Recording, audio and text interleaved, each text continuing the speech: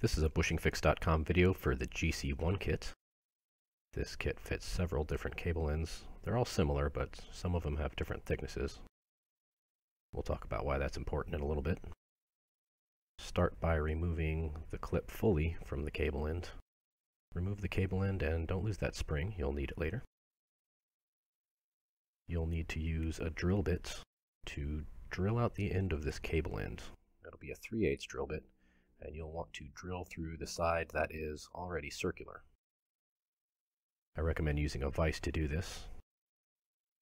If you don't have a vise, you can use something else to hold the cable end.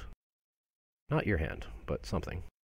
And if you're going to do that, I recommend starting with a smaller size drill bit and working your way up slowly to 3/8. Once you've drilled out the cable end, on some cable ends there will be 2 tabs that are left inside. Now we need to remove those tabs, and we'll do so by prying on them with a pocket screwdriver or needle nose pliers. And once they sort of bend a little bit, they'll break off pretty easily.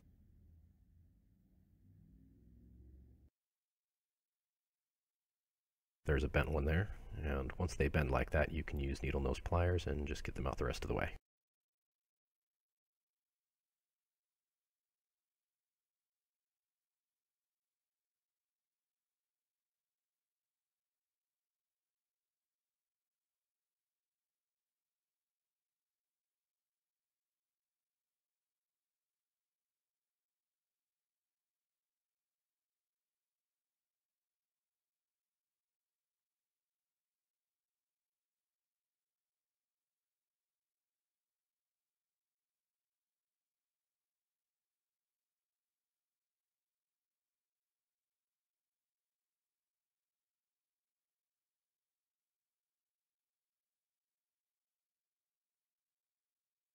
Once both of those tabs are out, if you'd like, you can use a file to clean up the cable end, but it's not required.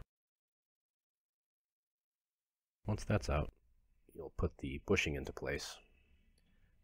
Now the cable thickness matters because on some cable ends the top will be sticking out like this, and on other cable ends it will be flush. Once you've got the bushing in place, you can put everything onto the shift lever, and when it snaps into place, that will hold everything together. Adjust the shift lever according to the service manual, and that's it, you're done.